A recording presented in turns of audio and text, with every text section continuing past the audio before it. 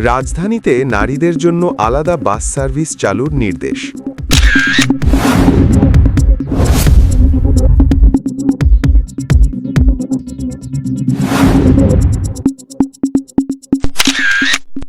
রাজধানীতে নারীদের নিরাপদ ও স্বাচ্ছন্দ্যময় যাতায়াত নিশ্চিত করতে পৃথক নারী বাস সার্ভিস চালুর নির্দেশ দিয়েছেন প্রধানমন্ত্রী তারেক রহমান।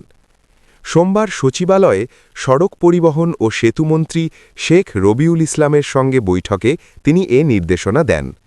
বিষয়টি নিশ্চিত করেন প্রধানমন্ত্রীর অতিরিক্ত প্রেস সচিব আতিকুর রহমান রুমন।